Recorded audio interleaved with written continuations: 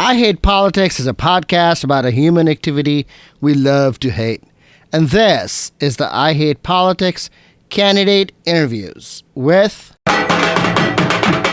Natalie Fanny Gonzalez, Omar Lazzo, and Marise Morales, three candidates for the newly created Montgomery County Council District 6. I'm Sunil Dasgupta, host of I Hate Politics. In November 2020, Montgomery County voted to increase the number of district seats in the county council from 5 to 7, taking the full council from 9 to 11 members. Together with redistricting that followed the new census numbers, Montgomery County has changed its political landscape yet again.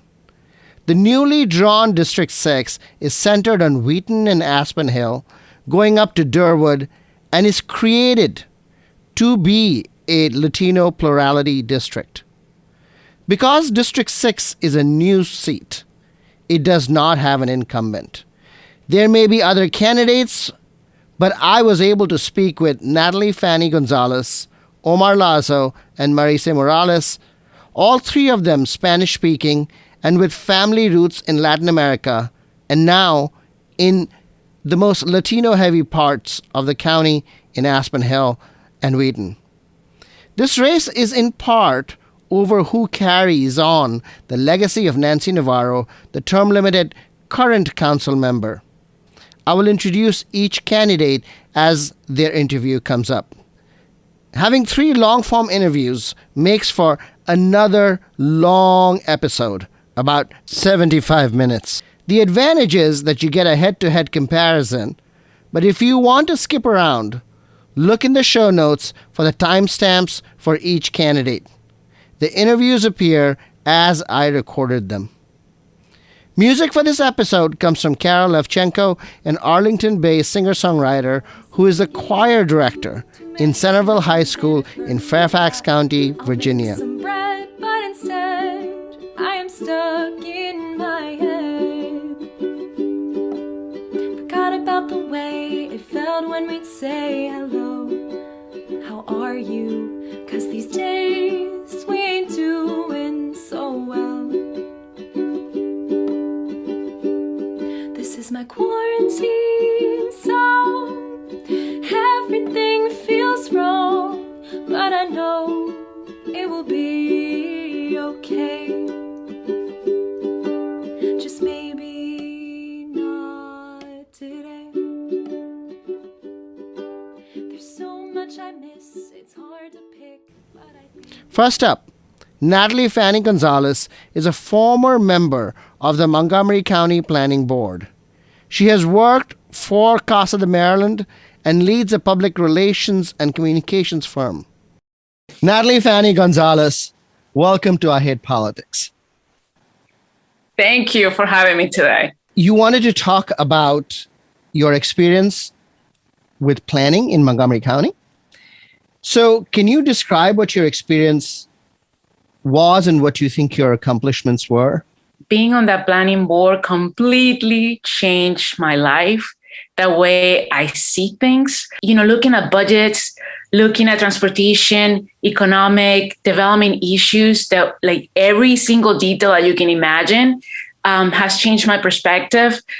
Sometimes you want to do certain things, but when you hit reality and you see all the obstacles, things that you need to negotiate to accomplish certain things, it really made me value Montgomery County more.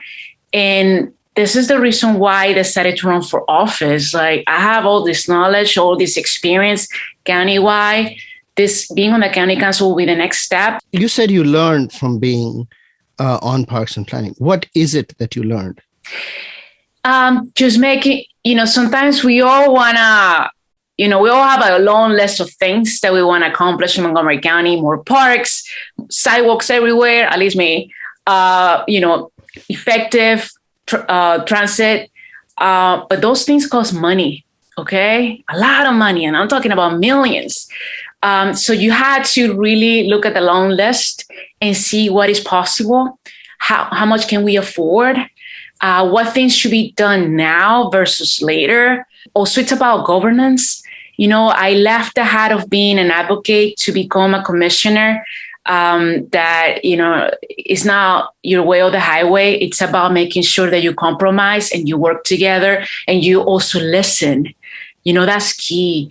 Listening to people who don't have my same background, but also have an opinion and understanding their views and approach a consensus. Can you give me an example or two about where you made this compromise very, very clearly and it came about on a particular issue where you were practiced what is called the art of the possible? I'll give you one example. And this happened at the very beginning of maternal parking planning. It was early 2015. I got appointed in October 2014. It was the mega gas station in Costco here in Wheaton. Costco in Wheaton was proposing a mega gas station, and there were a lot of issues there. Like one situation was that it was proposed very close to homes in Kensington Heights, which is the neighborhood right next to Wheaton Mall. And environmental issues came to play. And in my view, I'm a big transit-oriented advocate. If we are saying that Wheaton is an urban area, then why would you bring a mega gas station that is going to bring more cars to the neighborhood? It makes no sense to me. I took a stand and I said no. I was the only planning board member who opposed that. But where was the compromise that you made here? In that occasion, there was no compromise. So you said that you learned about compromising, about the art of the possible while being on the planning board. But in this case, with the gas station in Costco in Wheaton, you did not compromise. You stuck to your values. So where is an example of the compromise that you're talking about? What is that learning? The Leetonsville master plan that we approved probably like 4 years ago. One of the biggest things in that particular master plan was the light industry zone in Leetonsville. Is near one of the Purple Line stations that is scheduled to be there. And I wanted to respect the light industry zone there, just because it's one of the most active in the entire county. If we're talking about supporting the business community, that means supporting every single business that we have. That includes the industrial zones, right? Why is it important to keep that industrial zone in that area? Well, we have people working, you cannot expect to just have, high tech in Montgomery County.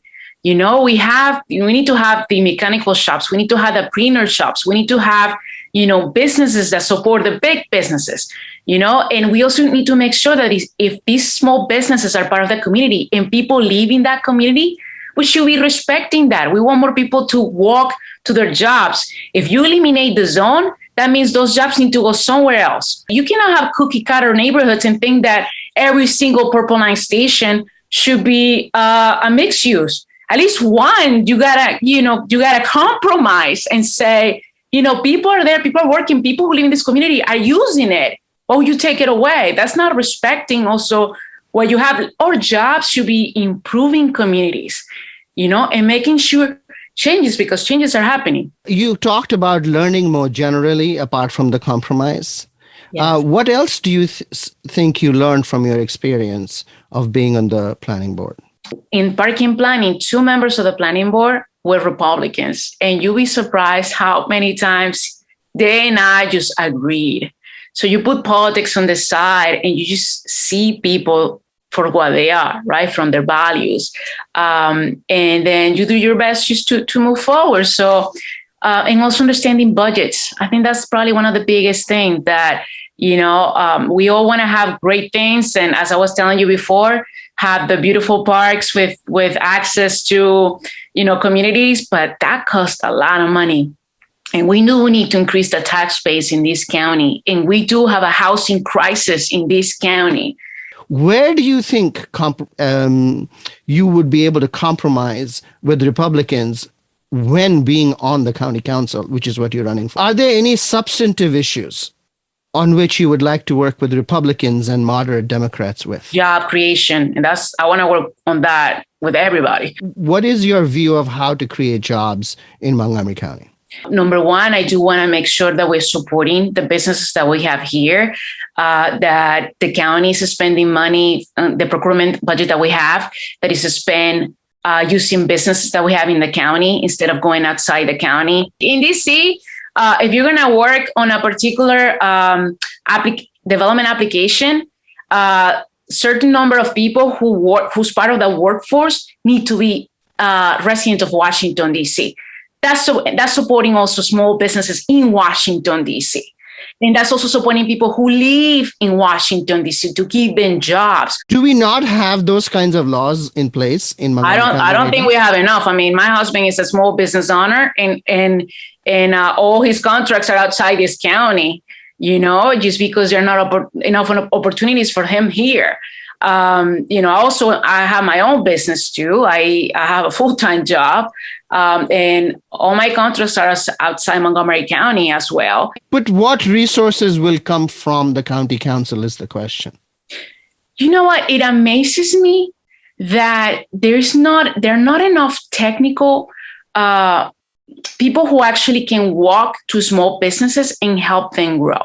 Like, I was walking the other day to a business here in Wheaton, and I was asking the lady, a small bakery over there, why is it that she doesn't have Wi-Fi? Because I would love to bring my laptop and just work there instead of going to Starbucks.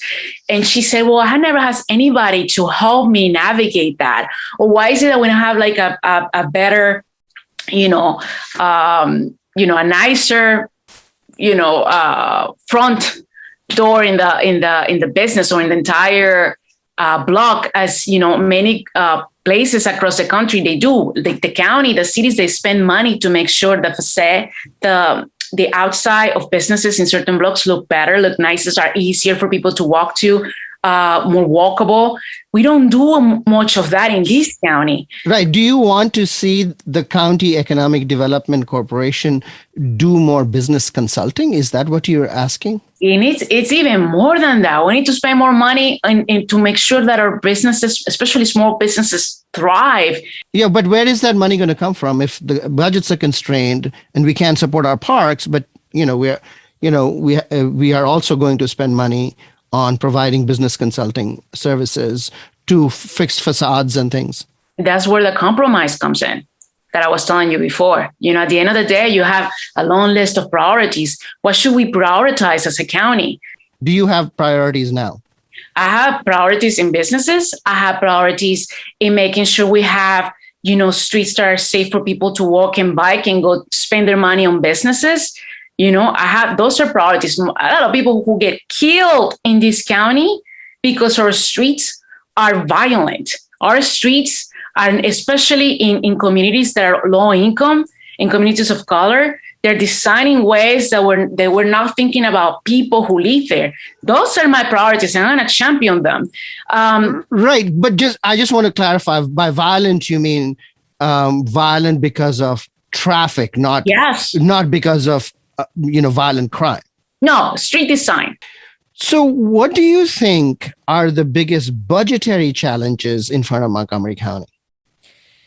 Public health is in the back of my mind, making sure that every single resident, like when we talk about budgets and prioritizing too, I think if this but pandemic, spending is one part of budget, revenue is the other. Yeah, we need to increase the tax base here, no matter what. And density housing, as we just talked about, has to do with that too. It's key to make sure that we are creating housing for people of all income levels, and increasing the tax base is crucial. So the primary way you think of increasing the tax base is by allowing more dense housing.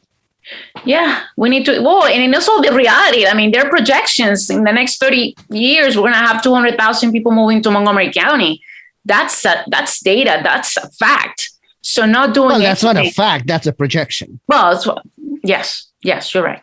And also increasing the business. More businesses, more jobs coming into the county. It's.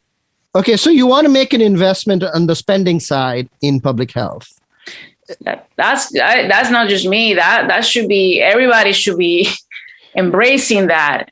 People in this county, every single person living in Montgomery County should have access to healthcare. So yes, so just in terms of prioritizing, because we have a finite amount of money. So you want to do more public health spending. You want to do more spending for small businesses. You want to do more spending, I think, on a variety on road design and pedestrian safety, right? So are there priorities here, or are you just figuring out, what that we should do everything somehow? And what would be the balance between them is what I think, most interested in. Public health is key. Okay, that's number one, and I don't think anybody should argue against it. I mean, especially going through a pandemic. You don't sound like somebody who wants to make compromises when you say if anybody should argue against it. I do, and it's not me just saying it. I have a track record. I cannot. We're doing an interview for like 30 minutes. I have a track record. It's not me, Natalie, giving you an opinion. You can check my voting record and everything that I have done in this county and in the state of Maryland. I compromise, but also, always with my values, because you can't. But do you not see any tension between those two, and how, when do you compromise and when do you hold your values? How do you make that judgment? Is this the right thing to do? Yeah. Is it, And right thing by whose standard? By your standard and so I guess I'm wanting to know what your standard of right is. Well, this is about issues. The standard of right is this going to be bringing quality of life to people? Is it going to protect people, or is it going to displace them? If we're talking about housing, is it going to be in terms of health? Is it going to be bad for their health or not? I mean, there are things that you can look at it based on data and based on facts, and then you use your best judgment to vote on. And yes, there are things you don't compromise. And I would say there have been very, very few things that I have said no or voted by myself on the planning board because I just cannot cross the line. And I just gave you one on the gas station. I won't cross the line because it's against my values on transit, against my values on public health, bringing a mega gas station here. There are things you just don't do.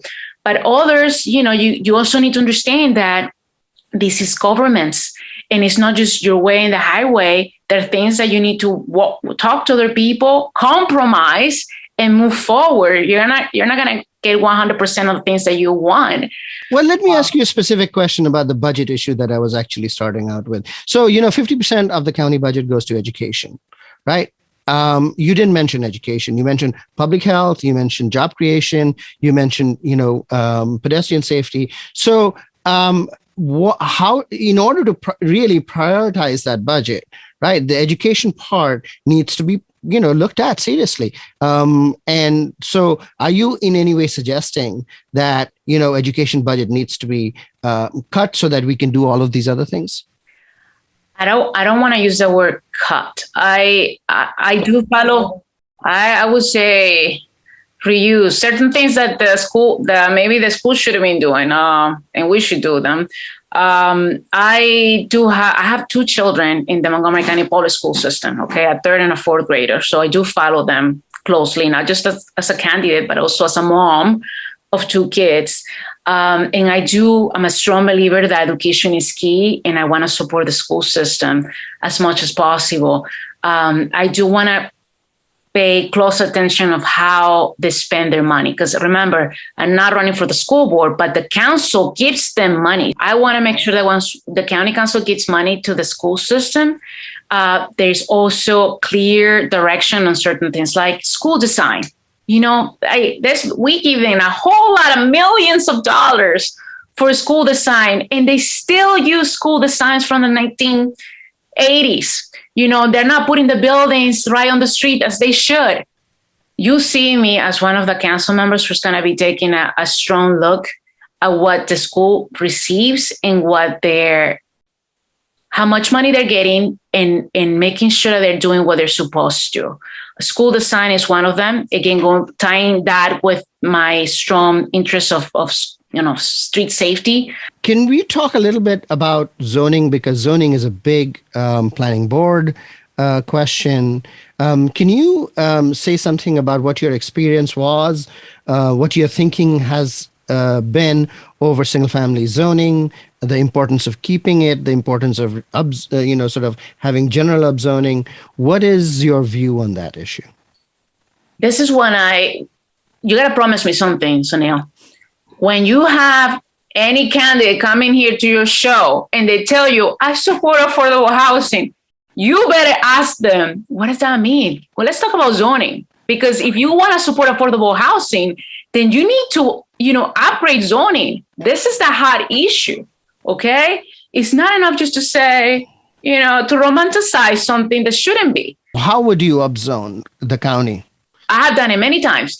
Every single master plan that I have worked on, and I'm telling you, Bethesda master plan, very controversial, West Bar master plan, Laytonsville, White Flint 2, the Montgomery Hills master plan, you name it.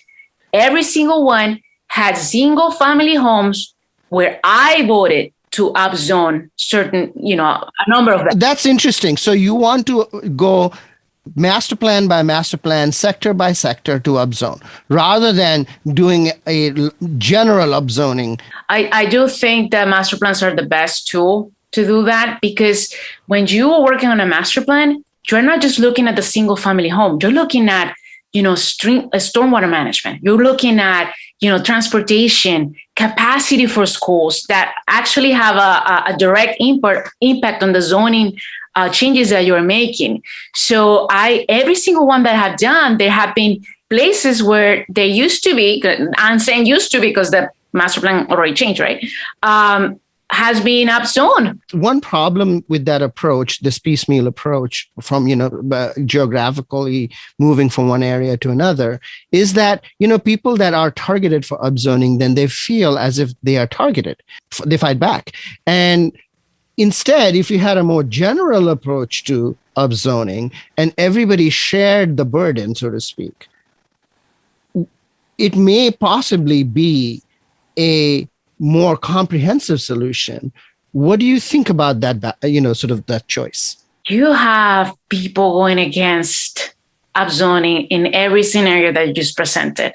As a planning board member, as a county council member, you need to understand that you take decisions that are not going to be, that not everybody's going to be agreeing with you 100%. And you're going to upset a large amount of people, especially when we talk about zoning. But at the end of the day, are you doing the right thing? That's what you need to tell yourself. Am I doing the right thing for the county, for the state? And that's how I move forward with all my votes. Natalie Fanny Gonzalez, thank you for coming on I Hate Politics. Good luck in the campaign. All right. Thank you so much for having me. You can find out more about Natalie Fanny Gonzalez at natalieforcouncil.com, and you can follow her on Twitter at Natalie F. Gonzalez. Up next, Omar Lazzo. I'll make some bread, but instead I am stuck in my head. Forgot about the way it felt when we'd say hello. How are you? 'Cause these days we ain't doing so well. This is my quarantine song. Everything feels wrong. Omar Lazzo is the owner of Los Chorros restaurant, which is family opened in Wheaton 30 years ago. He sits on the Montgomery College Board of Trustees and on the county's Workforce Development Board. Omar Lazzo, welcome to I Hate Politics. Thank you, Sunil. I'm glad to be here and glad to be hating politics with you. You are a small business owner yourself, and you wanted to talk about the county's small business policy. So let me start at the beginning. What is a small business? Can you define it? A small business, I think, is defined as 50 or less employees. So it's, really the majority of businesses are small businesses. That could be something from a small IT firm with 20 people, or it could be something where you have, like my restaurant, we have 15 to 20 employees, some part-time, some full-time. But also there's a lot of small businesses here in Montgomery County that are really just sole proprietorships. You have people just starting their business, from their home. I had somebody just reach out to me at one of my restaurant that's starting, a kind of a directory website, and they want me to be one of the first, people to sign on, where they're doing digital marketing, and they want to set something up for like Silver Spring and Wheaton. That's a small business. Small business often seems to me like a category like middle class, highly undefinable.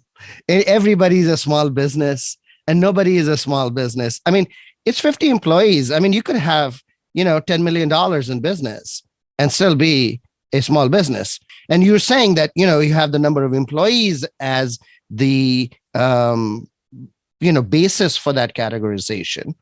But why is the employee a better basis than revenue? So you just pointed out, I don't know what your restaurant revenue is. Are you a small business? We are. We do probably 1.2 million. You make, you have a revenue of $1 million. Okay. So somebody that has a revenue of $100,000 and somebody that has a revenue of $10 million are both in the same category as you. How does that make sense? And then I think the important part is, how do you devise a policy that, really serves that variety of businesses? I mean, I understand what you're asking. I think there's no way. It's hard to really put everybody into the same basket. But that's the thing, right? It's hard to put them in the same basket. But in fact, our county policy puts them in the same basket. Yes. Well, it's also federal.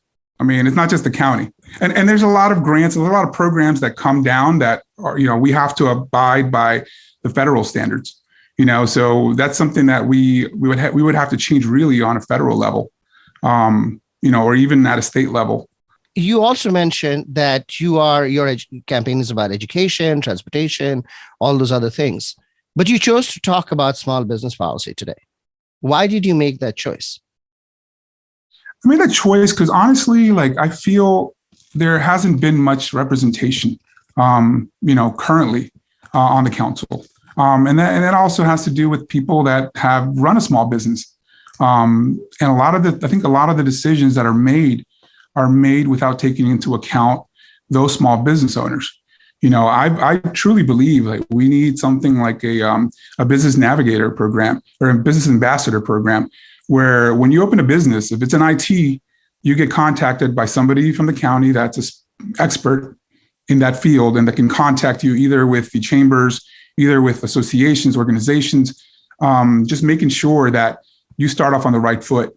Same thing for restaurants, retail, having someone that will actually, because there's a lot of pitfalls in every business. The success rate for the restaurant industry is really low, but if you had somebody there that could just kind of tell you, these are the pitfalls, just, having somebody that can train your staff in alcohol awareness, having trained your staff in food management, from the county, we already have the money there. We have the money in workforce development. $7 million is our budget right now, for workforce for Montgomery County. Some of that could go towards making sure that our folks are trained. If you talk to any county council member or county executive, or actually any leader in all of the United States, they are all supportive of small businesses. So saying you support small business and actually being able to do something about it are two very, very different things. So I'm asking what it is that is failing us now. Honestly, I think it's that connection between the government and the business owners. I can tell you during the pandemic, it was horrible for us. The communication wasn't there. And I can tell you the sad thing is, and this is touching to the point that you just brought up, there's a lot of programs out there. There's a lot of help for small businesses. The problem is the information does not get to us. Who is responsible? Well, I'm not the one making the decisions. I can tell you, I was on the Wheaton Urban District Advisory Committee. We could scream all we want, but if they're not listening and making the changes, I can tell you, there's one thing I'm going to tell you.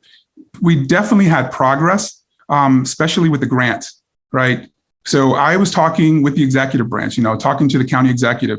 When the state put out their grants, none of the local business owners here that I know got any of those grants. So communication regarding county grants was good. So it's not the county executive, county government then. But the grants for the state, those did not work. Is that correct? So is that a distinction there? Let me just go back to tell you like what happened when all this went down. So when the first grants came out from the state, none of the small business owners, in my area in Wheaton and anybody that I know even found out about these things until the money was gone. Whose responsibility is that? Well, that's at the state level. So how are you going to fix the state problem by running for the county? Well, here's the thing is what my point is, we learned from the state's failings, right? So what happened is once we got the grants that were going to be administered by the county, part of it, and I give the county executive's office like credit, is that they listened because the state did a first come, first serve, right? And then what the county executive, after talking to the county executive and their offices, said, we can't do this first come, first serve because these small business owners don't have lawyers on retainer that are looking at this stuff that can just sit there and wait to see when the website gets updated with a new grant. So what the county executive did is he created a lottery system, and that's something that we actually requested, is that you give a period where people can apply so you can get the communication out. You just said that the communication from the county has been poor, but it seems you're describing the communication from the county has been very good. Which one is it? The communication to me was good. I'm the one that's actually getting the information out there, the leaders. But the problem is, it's not my job, to get the get this information out, and I can give you one example. They were sending emails, right? A lot of these business owners were not checking emails. They don't even know what their password is for the email they set up 20 years ago. So one of the things I said, just send a postcard out. They're going to check their mail, but that's just knowing, what these folks, how these folks operate. They're not, a lot of them are not tech savvy. A lot of them have been in business 30 years, like my parents were, so it's making steps, to improve that communication, and definitely steps have been made, but there's still a lot more to be done. But you're going to need somebody that's on the ground, somebody that knows how these small businesses operate and what the different channels are. What are the ways in which the county government supports small businesses now, policy-wise? Mm-hmm. Well, I mean, obviously, lately we had these grants that came out, and we had 3 of them, and we had one more that just came out. I mean, that's something that was kind of direct. But I think for me, one of the biggest things where I think it's not that we're failing, but we definitely need to work on is creating an avenue for access to capital for a lot of these small businesses.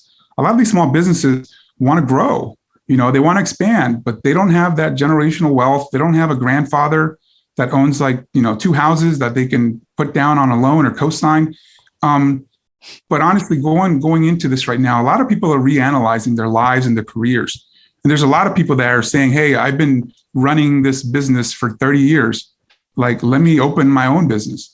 I think when you can show that you've had 30 years experience running a successful business for somebody else, you should have the opportunity, to have that access to capital.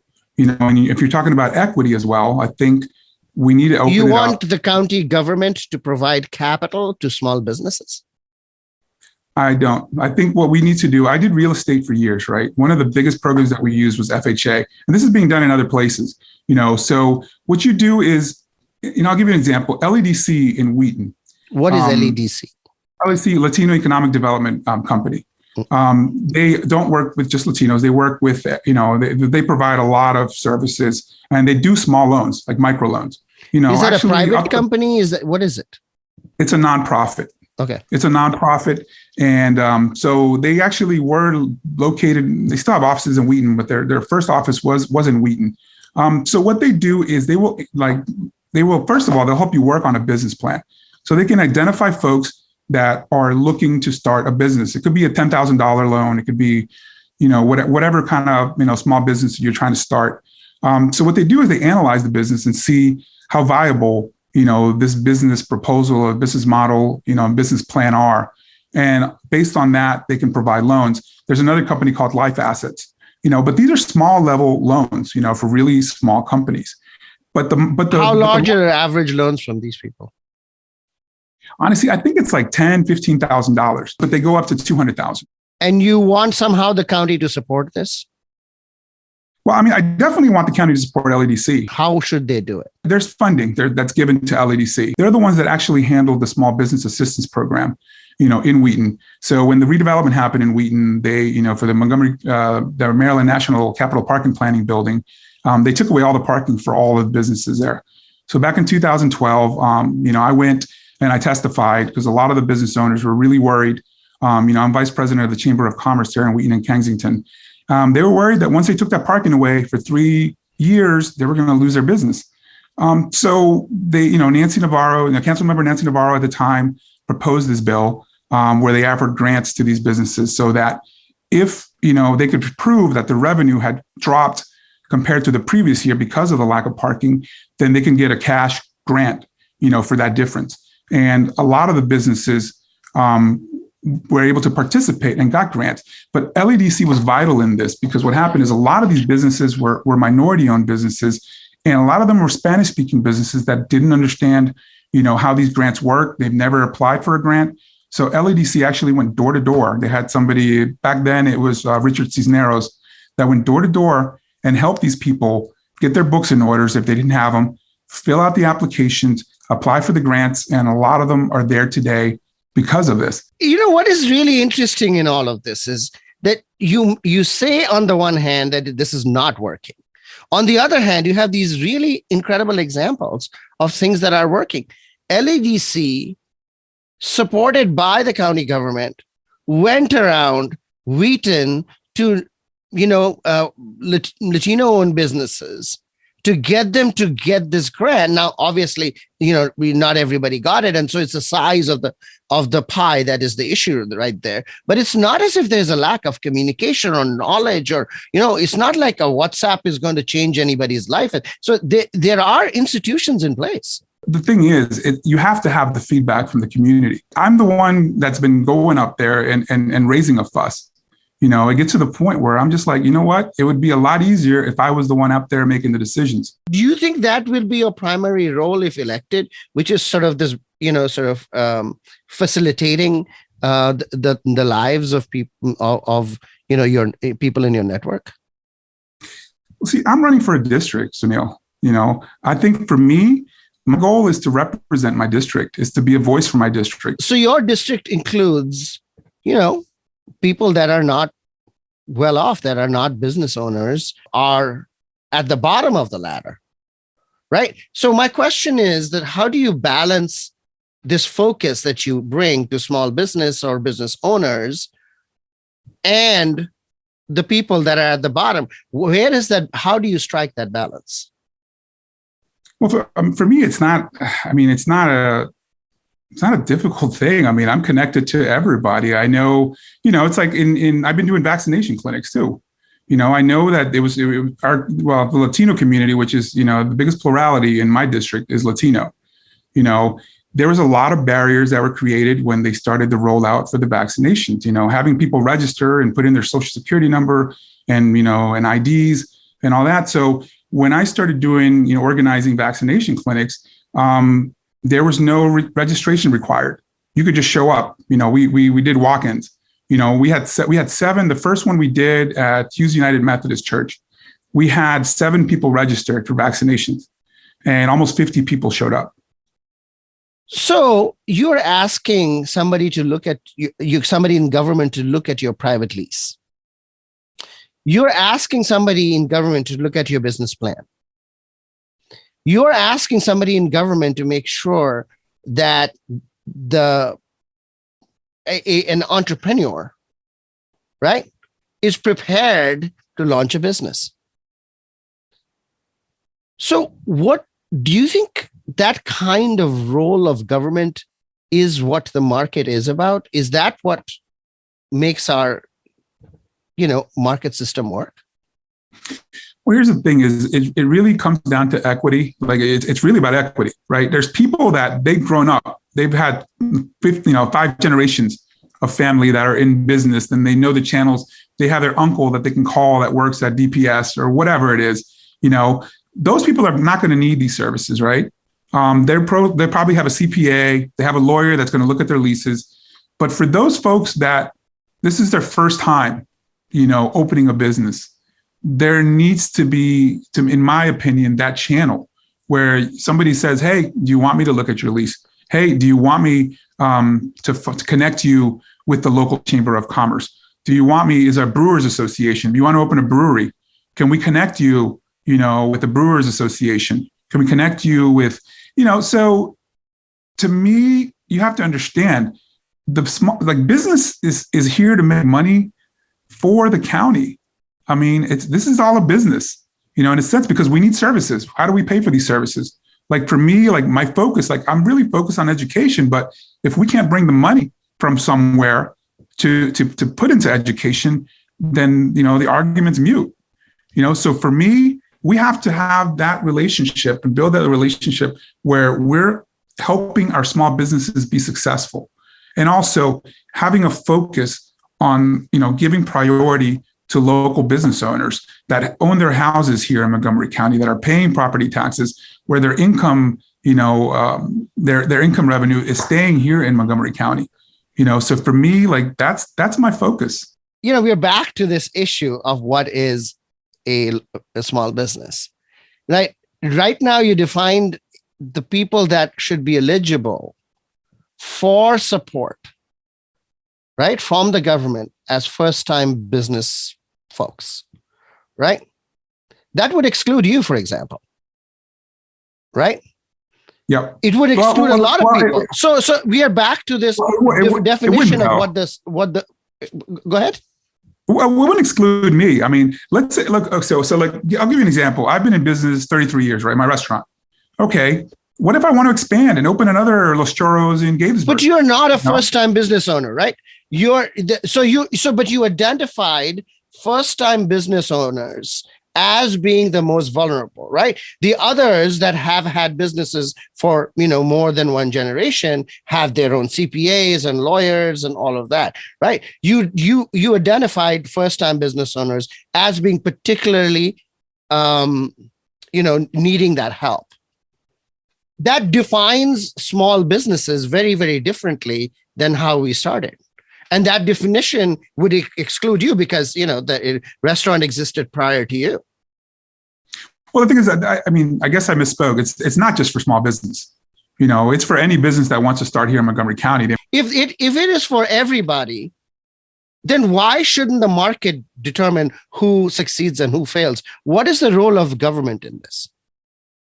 The role of government is we're trying to increase our tax base, but the thing is, let's go back to the person that didn't get the PPP loan. If they had somebody that reached out to them and said, hey, do you need technical assistance, for this or for that, getting your books in order, workshops, whatever it is, that person might still be around right now. We wouldn't have an empty storefront in Wheaton, 3,000 square foot restaurant that's empty now, not bringing in any revenue, so, and then right now, and by that other token, if there's another person that, maybe somebody that worked at that restaurant for years, that was the manager that said, what, I ran this restaurant, whatever, for 14 years. Let me start a restaurant here. It goes back to the whole access to capital thing, so it's something where I think we need to make sure that the small businesses that are viable are going to continue to be viable. But shouldn't the market determine that viability? Why? What is the role of government in getting involved and saying, oh, we need to save this business, but not that other business? Or do you think every business needs to be saved? No, and that's the thing is I can tell you, it's with, we talked about LEDC. That's what they do. They look at the viability of the businesses. They look at it from the standpoint is before they open the business.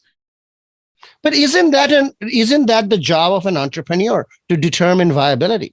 Why is it the government job to determine what business is viable? Well, it's not our job, but the government, if a business, is helped out to be viable or to remain successful, then there should be services there to help. LEDC, the Small Business Assistance Program that I talked to you about, you had to prove that you were viable as well. They would not give you a grant if you've been losing money, years prior, to the construction project, so it's not. But about if your books are not right, You don't know if they are losing money or not losing money. I mean, there's some basic things, the basic risk that business people take, the basic skills that business people must have. Absent that, I'm not sure that business, will survive. So, I mean, I'm not seeing any differentiation in how you go about saying, oh, this business should survive, but that doesn't. And I am afraid that if the government becomes too much involved in this kind of thing, then they will be exactly making those decisions. They are going to say business A should survive and business B should not. Well, I think it's just about offering, even as just networking, connections as well. Just having someone, because trust me, like being a member of the Chambers of Commerce opens you up to a lot of different things. The restaurant association that we started, right? I can tell you. So what we were doing is every month we would go to a different restaurant, and just going through the kitchen of somebody else's restaurant, you pick up ideas. I'm like, man, that's so much better to do it that way than the way I've been doing it for 20 years. There's something that comes along with just opening your doors to other people, other networks, other people's, the pitfalls. There's so many pitfalls in the restaurant industry. That's why so many of them, don't survive, because you can be the greatest cook, you can be the greatest manager, whatever, but like, if you don't know how to run, the ins and outs of a business, you don't realize that sometimes your overhead is more than your rent, your utilities, your insurance. I pay $1,000 in insurance, right? Workman's comp and liability. A lot of people that never run a business don't know that. They don't know that all of a sudden you got to pay $1,000 for insurance if you want to do things the right way, but that's the thing. Sometimes people don't know what the right way is. I'll give you an example. My parents, when they first started the restaurant, it was a little pizza place in Wheaton. It was like 1,600 square feet, and they bought it. And the place had a beer and wine license. But obviously, we know now that beer and wine license doesn't transfer when you buy the business. You have to apply for a whole new liquor license. My parents started selling margaritas, beer and wine. And, a couple months later, the liquor inspector shows up and it's like, where's your license? They're like, it's on the wall. They were like, well, that's a pizza place. That's not yours. And they didn't know any better. They didn't know what the regulations work. They just were excited to start a business, but if you had somebody, but obviously luckily, the county did work with them in that instance. So yes. So it worked, right? So the point is that, you bring up these examples that end in victory. Well, they had to pay a fine, and they couldn't sell liquor for several months. Sure, which all of that is fine. But we're talking about the 1980s right now. 1989. 1989. Yeah. So it worked. So in effect, there was a resolution. It took a little while, all of that. But all these examples, you start out saying, "Oh, this is a problem," but and in the end, it actually works out. Well, the reason it worked for them is the landlord actually let them. They fell behind on rent. Like when all this, a lot of people, you go to a Tex-Mex restaurant, you want a margarita, you want a Corona. They were lucky that they had a landlord that was understanding and that was able to wait for them, to catch up on their rent or whatever. So, but the thing is, you create the hardship. A lot of people don't have that opportunity. There's a lot of landlords out here that you fall behind 5 days and they're kicking you out. And especially in Wheaton. Would you like to have a law that prevents that? Landlords kicking you from removing businesses that don't pay rent. No, but I think we need to educate folks to let them know, hey, you can't fall behind because there's landlords that are gonna kick you out. Omar Lazzo, thank you for coming on I Hate Politics. Good luck in the campaign. Thank you so much. You can find out more about Omar at omarlazzo.com and follow him on Twitter at Lazzo, the number 4 Council. Up next, Marise Morales. Everything feels wrong, but I know it will be okay. Just maybe not today. It'll be okay one day. Marisol Morales is a former Maryland state delegate from District 19 in Montgomery County and now runs a private law practice. She sits on the Montgomery College Board of Trustees. Marisol Morales, welcome to I Hate Politics. Thank you, Sunil. I appreciate the conversation today. You wanted to talk about immigration policy, so let me get to it. What is the role of the county in immigration policy, especially given that immigration is a federal subject? So when it comes to immigration policy, I think of, okay, well, how are we addressing the needs of of young people, looking to learn English, for example, so that they can, hone in their academic skills so they can be prepared for the future. So this is something that I have always talked about, even when I was in the legislature. So really surveying the needs of our students throughout the schools. I would argue that we are not doing enough to really prioritize the resources that we do have to make sure that our kids are prepared or, are prepared for college or are prepared for a trade later on. And we are at a moment in Maryland, we have a surplus. We're going to, the legislature and the experts at Annapolis have told us we will be seeing a surplus for the next 5 years. So Montgomery County has the unique opportunity to really leverage our power, our delegation, to make sure that now, living in the construct of what's called the blueprint or the reform that we're going through in our education system, Maryland has created these really high standards to make sure that our students are prepared for college or for a trade at the 10th grade. What does that mean? That means that it means that also our immigrant children need to have those skills. They need to learn English as quickly as possible so that they can be ready for whatever it is that they decide to do in their future as working individuals. And this is something I'm very passionate about. As a daughter of immigrants, I learned English in the school system. And to this day, even in my public speaking, it's something that, I grapple with all the time because I have a little girl in the back of my head who remembers not knowing how to ask her art teacher if she could go to the bathroom and had an accident in school. It's really something that when it comes to concepts and learning so that you can be prepared for the future, if you don't have the language yet, it's going to delay you in life. So that's from the education perspective. When it comes to the pandemic and health, a lot of families do not have health coverage. And so in the legislature, when I was in Annapolis, one of the things that we looked at was the ability for, folks with no status to also be able to participate in the Maryland Health Exchange, for example. Right now, only folks with Social Security numbers can do that. Nobody is saying subsidize or give free healthcare to all, even though, as a progressive, I would love that. But even at the state level in Maryland, what we were able to look at is to see if folks without a Social Security number, if they too could buy into the Maryland Health Exchange for health coverage. All these things that you talk about, education, pandemic health care, with respect to education, right? The primary responsibility for education and what happens and how we educate our young people, the responsibility for that is with the Board of Education. The blueprint is a state of Maryland instrument, not a county instrument. But you're running for county council.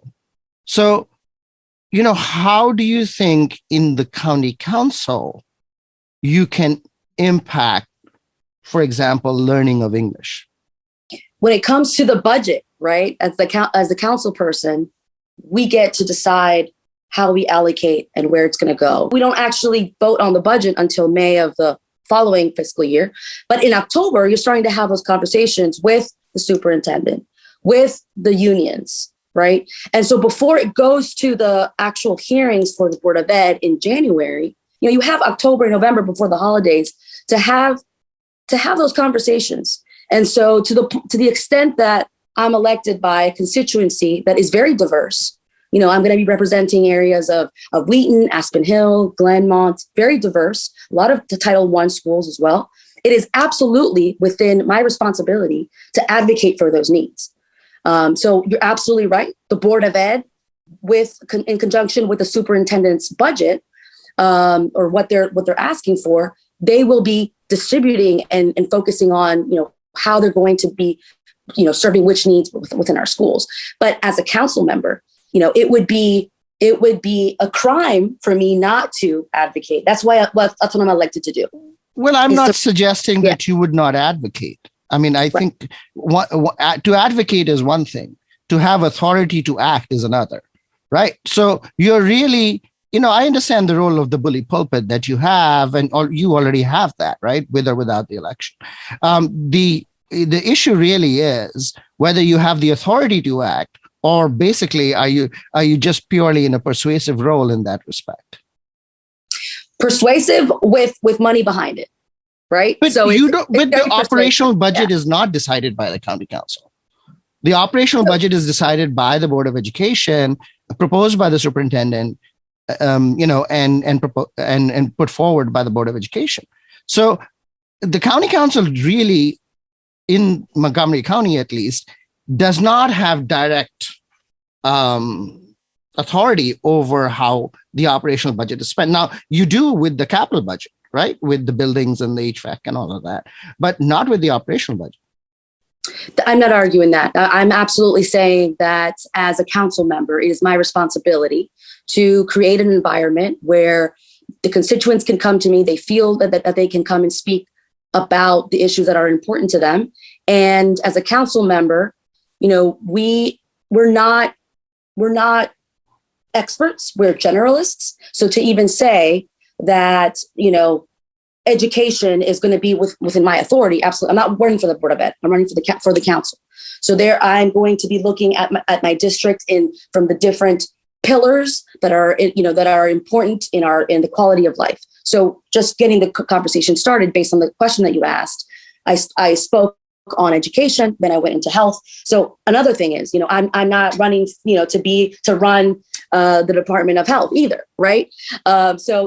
But as a council member, as a legislator, we understand our influence. We understand, and we're the ones that get to shape, how our tax dollars are going to be spent. There's a difference between education and health, because the health department is a county agency. The Board of Education is not a county agency in generally speaking, because it's a product of state law. Right. So it's kind of different. I think I would differentiate between your impact in the, on a county agency such as Health and Human Services versus MCPS, which is different. So I understand what you're trying to say. I do think that point that about, your that you represent the people is an important one. I would like to ask, do you think that is not happening now? Because much of your district used to be, represented by Councilmember Nancy Navarro, right? And so do you think that kind of representation did not happen on the county council before? Not at all. I actually, I'm building up on that. I'm building on the amazing legacy from Councilmember Navarro, and I actually am running with her endorsement. She has been a champion for early education. She has been a champion for racial equity, social justice. So what I'm saying is that in my role as a council member, I will continue. Right now, what we're seeing is that our schools are in crisis, and that we have individuals, pointing their fingers at each other. And so our families are dissatisfied. Our teachers' needs are not being met. And our schools are in crisis. There's a lack of consistency in the different policies that are being implemented. One school principal is saying X, another school principal is saying Y. So there is a crisis. And so that's what I'm talking about. As a council member, we do have the unique opportunity, because I'm not going to be directly, obviously acting on a budget that the Board of Ed is going to be obviously approving. I do get the opportunity to bring those parties together and to really reconcile those relationships, because, it would be very naive to say that everybody's getting along right now, because they're not. There's a lot of politics, right? The whole point of your podcast is I hate politics, right? And a lot of times people get their egos stuck. Their egos become enlarged versus your willingness to actually serve the people. So at the end of the day it's about, let's look at the different stakeholders. Let's look at the competing interests. So, we have MCEA, we have SEIU, we have our students, we have our administrators, we have the superintendent, the board of ed. There's a lot of politics there.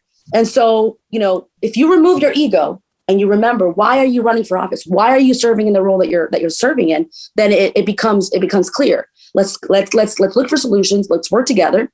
And so when I say, let's look at the needs of the county, I don't think that MCPS is really looking, that our superintendent, unfortunately, I'm not saying this superintendent because she was just sworn in as a permanent superintendent, but we're not looking at, from a bird's eye view, what do our teachers need to be able to address all of the needs of our students? That's a huge burden. It's a huge burden, right? We're talking about mental health issues, language acquisition, trauma in our families. So I was going to say that it's a straw man argument to say that the current county council is sitting with his arms folded. I mean, I don't think anybody would say that they don't want to bring the stakeholders together. I don't think anybody will say that they don't want to make the best decision on behalf of the county. I don't think anybody would say that we are looking that they are not looking at the future, right? The issue is that mental health or education or the services that you speak of, including criminal justice reform, right, are longstanding problems in Montgomery County, right? They are persistent problems. Pandemics made them worse, but they are persistent problems that many previous county council members have tried to resolve, but clearly they have not been able to. So my question, I think, going back is, why do you think you would be able to do it when previously this was not done, according to you? Well, I have not said that it hasn't previously been done. There's been a lot of efforts, and I really commend, like I said, Councilmember Navarro for everything that she has done. And right now, unfortunately, and what I've been observing throughout, for the last 10 to 12 years, that the different stakeholders, especially in the last 8 years, have not been able to work together. Let's talk about the pandemic and health response in the county. So one of the things that happened in the county with respect to, particularly with vaccination, is that in the early part, right, it seemed that our Black and brown populations were not as well vaccinated. But then the county made a special effort and they brought up the vaccination rate, to be sort of, I think, leading the country, which is quite an amazing feat in some ways. But since then, our booster rate has languished. So our boosting rate has languished. So do you have a sense of why we were able to get the first 2 vaccines in, but not the booster?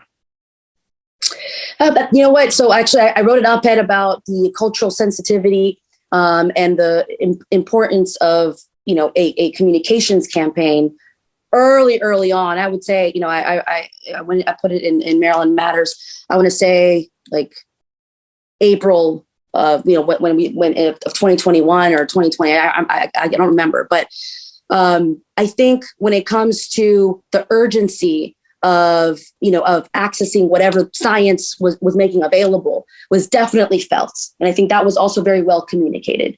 And I think as, we've become, just humanity, the whole, on the globe has become more aware of, the mild symptoms. I think that's not so much a function of what the county has been able to do around the boosters. I think it's more so about just the nature of the virus itself. I think people feel less the urgency, and I think, obviously to our own fault, people are just feeling less the urgency of getting that booster shot because of the mild symptoms, especially among, the younger populations and the folks that have been vaccinated before.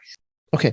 You said that the state is looking at a large surplus. So how does the state surplus translate into county spending? When it comes to how much, our schools are going to get allocated, the Montgomery County delegation really needs to leverage their strength. And so then at the county council level, it's our responsibility to make sure that those needs are being transmitted accurately to our delegation. But specifically how? I mean, specific. So the blueprint has a formula. It will give us some money, right? Where do you get the rest of the money? Why I'm asking is that, when you say we should work together, I mean, everybody says we should work together. The question is how? I mean, what is it that you actually do in order to make that working together happen? That's the question. I mean, yeah, everybody should work together. I mean, I don't think any politician in the history of mankind has ever said anything else. Well, I disagree.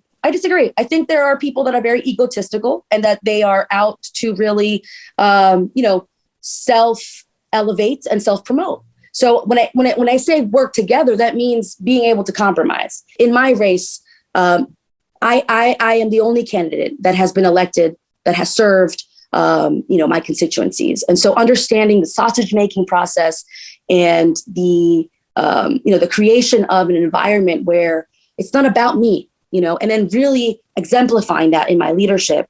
That is all that I hope to be able to do. You mentioned early on, talked about changing demographics in Montgomery County. Often we think about immigrants coming to Montgomery as needing services. One of the things that has struck me is that home prices in Montgomery County have grown so fast. So if the newcomers are all needing services and help, why do you think home prices are rising so fast? Could it be that our newcomers are quite well off? That's a great hypothetical. I think, and actually, if you look at home ownership to demographics among homeowners, they are actually increasingly immigrant. I think the rising prices of this area is not so much a function of, if immigrants are coming in or not. It's just the fact that we're so close to DC. And during the pandemic, we see that because folks are working from home, children are at home. So there is definitely a demand for space and backyards and so that because folks were confined. So I think that in terms of the real estate, it's more of a function of just the proximity to DC and the changing needs as more folks are becoming, are working virtually. So I think I would actually say that the growing number of immigrant homeowners, I think is a good temperature. If you take the temperature of the local economy, I think that's a good reading. But to your point, we don't want the prices to continue to skyrocket where we're leaving people behind. That is something, gentrification is, my family was a victim of gentrification. I was born and raised in Arlington. And so we were, pushed south into Springfield, like that Fairfax area. So gentrification is not something that, I want to see in our county. So definitely creating the, mid-size homes and, building in a smart way that is environmentally friendly and creating, walkable communities. Because most people, if they can avoid getting into their cars, they would absolutely do it. So creating, centers for jobs, so folks can live, work, and play in their community. That is definitely something that that I'm interested in. And again, there is a housing shortage. So obviously, also the pricing is also a function. It's just an economic analysis, right? There's more demand than there is supply. We know that folks are still coming. We know that Montgomery County is a popular county where people want to live. So let's get ahead of that. Let's be smart about it. Let's be environmentally friendly about it. In order to get more housing, as you just said, would you change zoning law, make larger swaths of the county open to multifamily homes? I would not sacrifice, our green spaces. I think there's plenty of areas in the county. If we were to survey all those empty industrial parks, commercial buildings, we need to survey our county and see, hey, let's restructure this area. But why are those places not being developed, given that home prices are, really going so high, and there is an incentive for developers to develop? Yeah, so I didn't say it's not happening. I'm saying it's in conjunction. So things are not, it's this or that. No, there's actually development still happening. But what I'm saying is for us to identify affordable housing, let's look at what the county has right now and see how we can, creatively, in conjunction with the development that's happening, because it's happening already. Let's identify spaces where we can better use. If the county can purchase that from a commercial, landlord, let's do that and see how we can make affordable housing in that structure. So just a creative idea. When it comes to development elsewhere, I think I don't have a problem with rezoning. I think what I'm hearing from my constituents is that folks felt like it's been shoved down their throats. Like they weren't really able to speak. How the character of their neighborhood would be different if they had they come to the public hearings and been able to be invited or what have you. So it goes back and forth. Some folks say they were invited, but then the people didn't show up. So it's just. I think. What is your view? Was the process fair? I think it was lacking in that we're assuming that everybody is tech savvy, and during the pandemic, it was definitely limiting. We have a lot of folks that are not tech savvy. We have a lot of folks and it was the pandemic. Having virtual hearings that really limits the accessibility for a lot of people, especially the elderly or folks that don't have access to a home computer. Sometimes we're living in such a privileged and bubbled life that we can't imagine how folks were actually, were limited from those conversations. So I think there's definitely an opportunity for those folks to be reinvited to the table. And MCP has distributed computers to almost every kid in the county. So I would imagine that a large number of families that had kids and could not afford a computer would now have a computer at home because MCPS gave one to them. Yeah, I think that's a narrow-minded argument because like I was mentioning, it's not just about having the computer, but also, having access the tech skills. So, even though a child may have the computer, how are you reaching that parent if they don't have tech, they're not tech savvy, or they don't have the language, or an individual who is elderly, or an individual, I mean, it's just because a child may have the computer, doesn't mean that it was, equal, that people still have access to Okay. to joining the conversation. Okay. Yeah.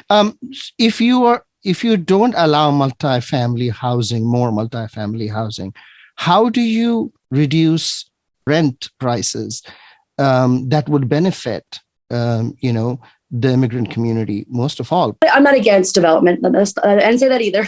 I mean, how would you do it then? Yeah. So, I mean, I'm not part of the planning board.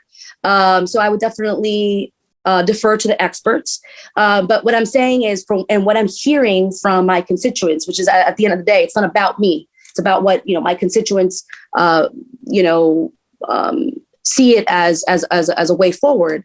And what I'm seeing is that there have not been enough public forums for these different creative tools, which I'm not saying yes to that, no to that. I'm just saying where in the county would those be appropriate? And so, listen, I live in an apartment building. I love living in the urban district of Wheaton.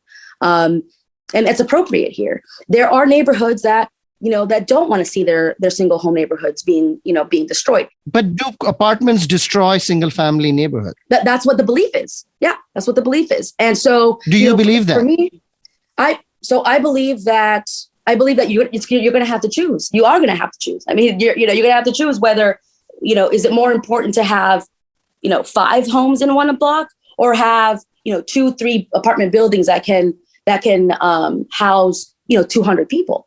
Yeah. So what is the choice here? Yeah. So I think that it doesn't have to be either or. I think you can, again, survey the county, and where there's the appetite, where it is environmentally sound, there's definitely the opportunity to do that. Marisa Morales, thank you for coming on I Hate Politics. Good luck in the campaign. Thank you so much, Sunil. It was great talking to you. You can find out more about Marisa Morales at marisamorales.com, and you can follow her on Twitter at Morales, the number 4, Moco. That's all for this mega episode. Music for this episode comes from Arlington singer-songwriter Kara Levchenko, who is a choir director in Centerville High School in Fairfax County, Virginia. I hope you will listen, like, and share the show as we bring you stories about politics close to you and to your home. See you next time. Little water, Sylvie. Bring me little water now. Bring me little water, Sylvie. Every little once in a while. Bring it in a bucket, Sylvie. Bring it in a bucket now. Bring it in a bucket, Sylvie. Every little once in a while. Sylvie, come running, bucket in my hand. I will bring a little water fast as I can.